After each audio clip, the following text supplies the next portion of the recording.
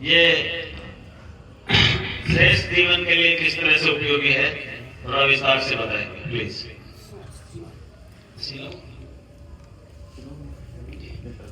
जी,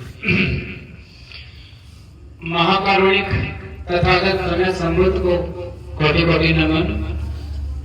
परम श्रद्धेय बोधिसत्व बाबा साहब, जिन्होंने हमें दुनिया का सबसे अच्छा संविधान दिया और तथागत के धाम में पुण्य वापसी कराई।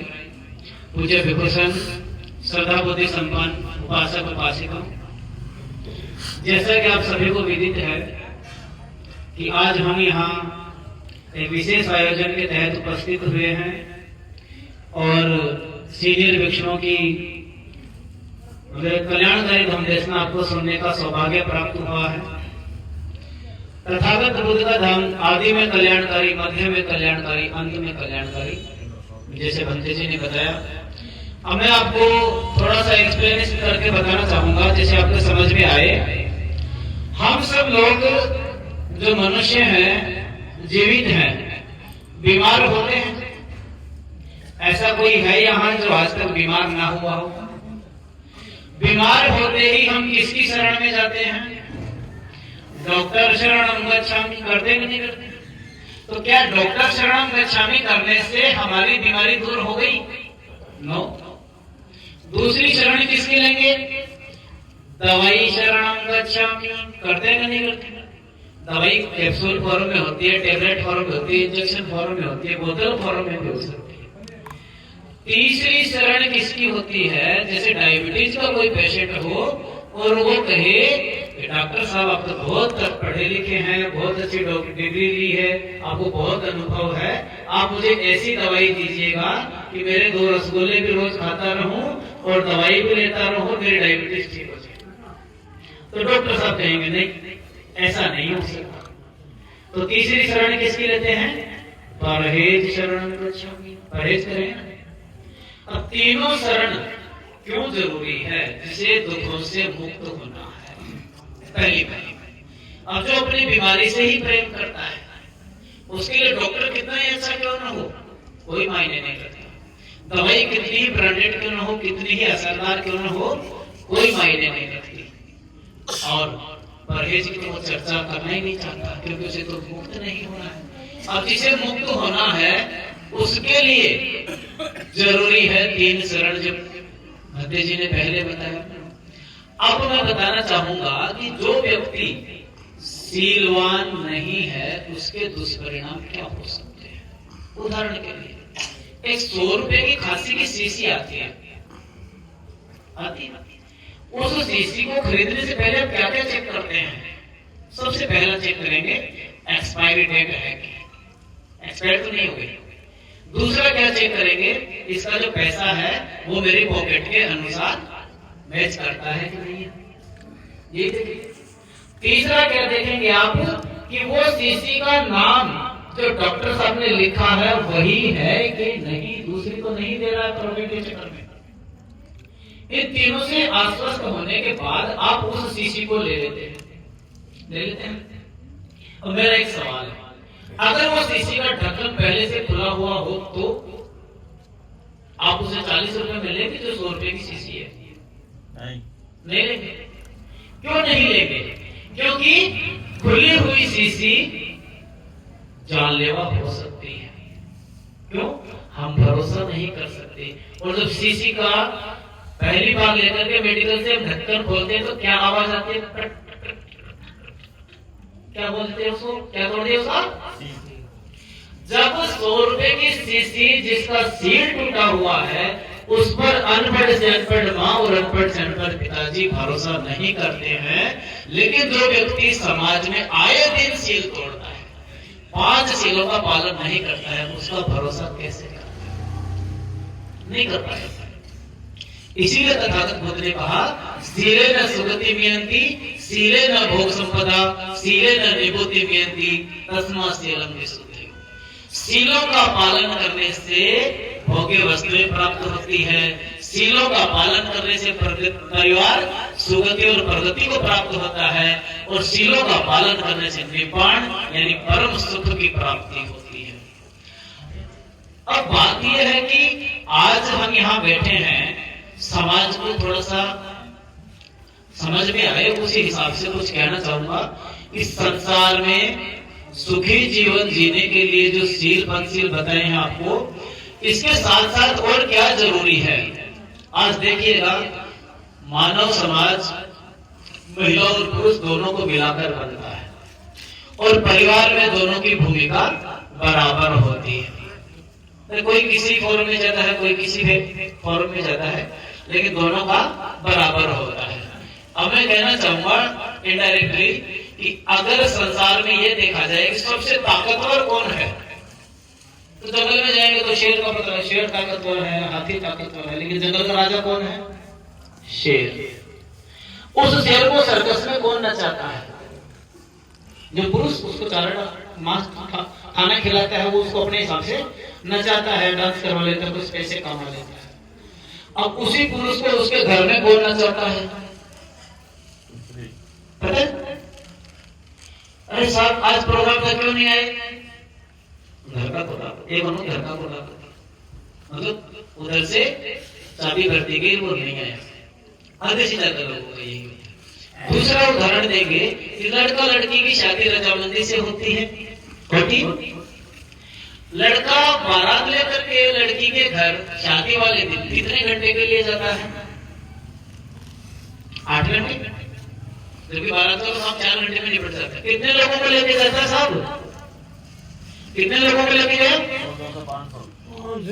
कोई पानीपत की लड़ाई है, खानों का युद्ध है, नहीं है ना? रजामंदी से शादी हो रही है, फिर भी 200 लोगों को लेके गया है। उधर से वो बिटिया है, ससुराल आ रही है, कितने दिन के लिए आ रही है और कितने लोगों को लेके आ रही है? कभी गौर किया? अकेली आ रही है। क्यों आ रही है? फुल कॉन्फिडेंट है। क्या है? फुल कॉन्फिडेंट है। जिस बच्ची को देखने के लिए पूरा खानदान जाता है शादी से पहले, फिर वो अकेले पूरे खानदान को देख लेती है। अब उसकी ताकत है, इस ताकत को वो परिवार के विकास में न लगा दे, इसलिए उसको उलझा दिया गया। कैसे? ये मोबाइल है, इसको हम रिचार्ज करते हैं तो 28 दिन का 350 रुपए चार्ज करता है, तब आगे बोलता है। ऐसे ही माताओं ने मान लिया कि अगर हम अमुक अमुक व्रत नहीं करेंगे तो ये जीवन साथी रिचार्ज नहीं होंगे, डिस हो जाएंगे। मानते हो नहीं मानते?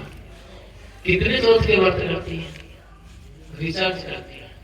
उदाहरण देखिएगा, आज इस कॉलोनी में जाकर के सुबह आप चर्चा करना कि 60 साल से ज्यादा उम्र की दादी कितनी है कि दादा कितने बचे हैं? कौन बचे हैं ज्यादा? कौन बचे हैं? दादी ज्यादा बची है। अब उन दादियों से दूसरे राउंड में यह भी पूछो क्या आपने करवा चौथ का व्रत रखा था? अगर 99% दादी अगर बोले यस, तो घर आके पूछना माँ तू के चावस है? क्या पूछेंगे? कि रिजल्ट देखो ना, कि खांसी की शीशी लेने से खांसी खत्म हो गई, ये करने से ये हो गया। कहने का मतलब ये है कि ऐसा करने से वैसा करने से कुछ नहीं होता।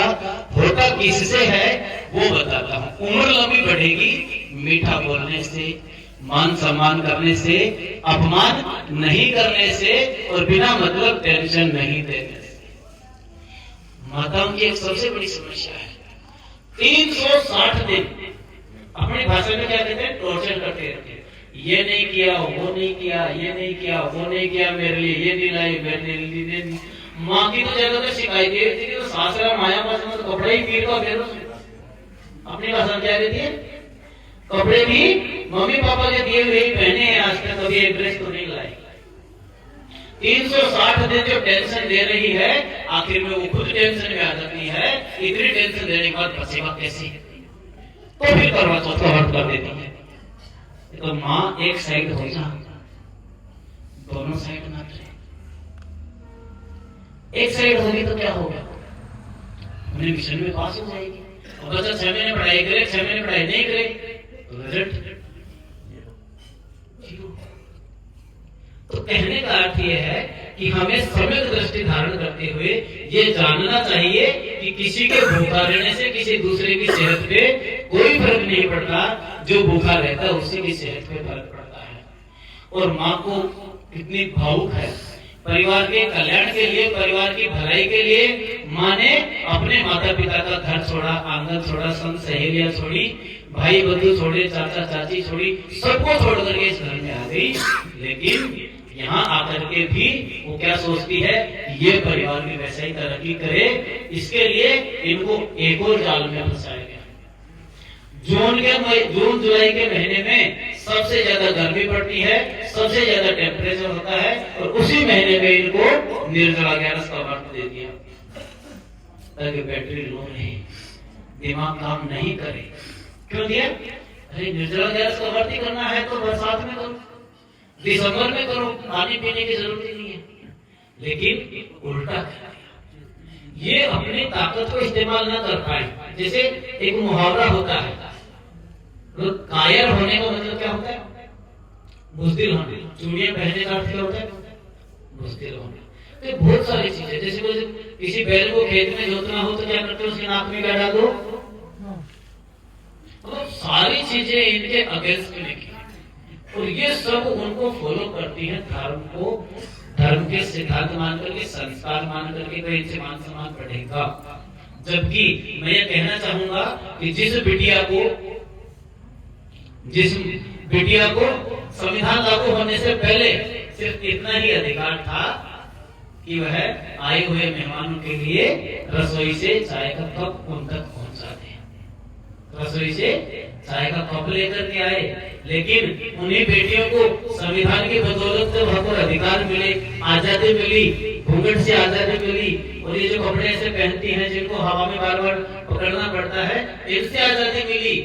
वही बेटियां खेल मैदान में खेलकर वर्ल्ड कप लेके आ रही हैं। इस सोच का ही फर्क है। अगर हम उनको छूट देंगे, उनको आजादी देंगे, उनको बराबर का पावर देंगे, तो वो दुनिया बदल सकती है। ये केवल एक पुरुष के हिस्से ही नहीं है कि समाज में बदलाव आए। बाबा साहब ने कहा है, अगर पुरुष बदल गया तो उसको अपने परिवार में बदलाव लाने के लिए 40 साल तक लग सकते हैं, लेकिन अगर एक महिला बदल गई तो 5 साल में बदलाव ला सकती है। क्यों? महिला एक वो कनेक्टिविटी है, वो यूनिट है जो सोसाइटी में ज्यादा प्रचार प्रसार में संलग्न रहती है। किसी भी महिला को ये कह दो ये प्रोग्राम इतने तारीख का है, किसी को बताना मत। फिर देखो सांझ ढलने से पहले पूरे मोहल्ले को पता लग जाएगा, लेकिन उसको पता नहीं लगेगा किसने बता दिया क्या। तो सोचना तो कितना बड़ा साधन है। तो मातृशक्ति अपनी बुद्धि को काम में ले, और जो अज्ञान और अंधविश्वास से बाहर निकले। और जैसे कहा भी जाता है, तथागत बुद्ध का धर्म सबके लिए है। जैसे कहते हैं कि सुनीत भंगी नाम का एक व्यक्ति था, पढ़ते हैं किताबों में, उससे छुआछूत करते थे, भेदभाव करते थे, उसकी छाया तक से लोग नफरत करते थे। वो बुद्ध की शरण में आया और पुनीत हो गया, भिक्षु संघ का सदस्य बना, पूजनीय हो गया। आम्रपाली जो नगर वधू थी वैश्याली की, जिसको आजकल वैश्या भी कह सकते हैं, वो बुद्ध की शरण में आई, भिक्षुणी बनी, पूजनीय हो गई। सम्राट अशोक कलिंग युद्ध के बाद में बेचैन हो गया, टेंशन में आ गया, क्या करूं क्या नहीं करूं, दुखी हो गया, नींद नहीं आ रही कई दिनों से। लेकिन एक भिक्षु मिले, उनसे धर्म सीखा और धर्म में दीक्षित हुए, चिंता मुक्त हो गए। बाबा साहब को जहां जाति भेदभाव झेलना पड़ा, उन सब के बाद में बाबा साहब ने धर्म की दीक्षा ली और बाबा साहब उससे बाहर निकले।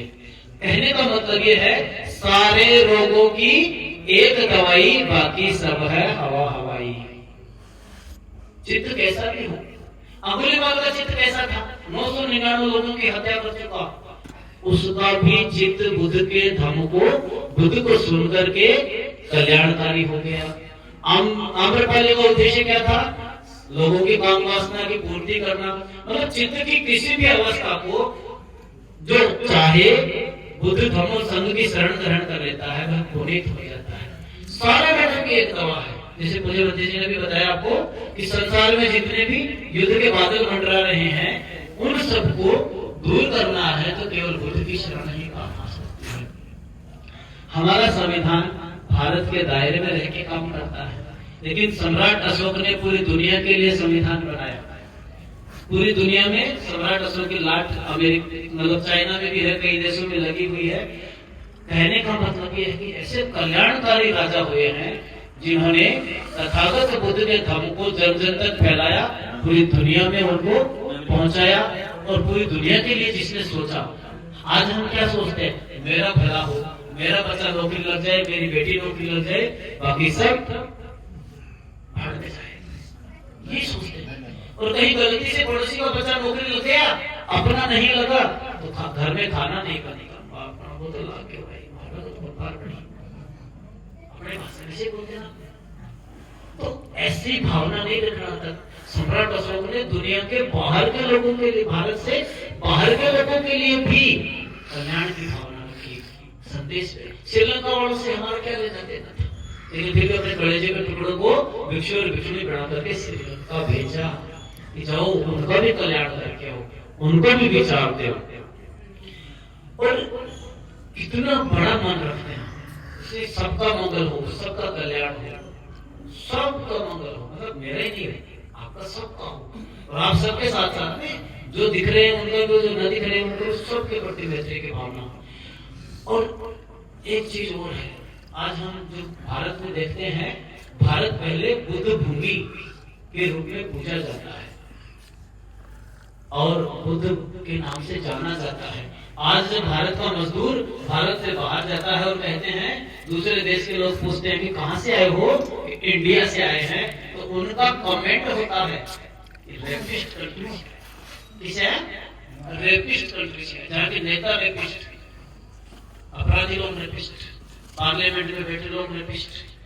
तो वो एक टाइटल ऐसा बन गया, कैसे बना, इसके पीछे कुछ तो सरकारी जिम्मेदार हैं जो भी है वो, लेकिन इसके साथ साथ हमारे भारत का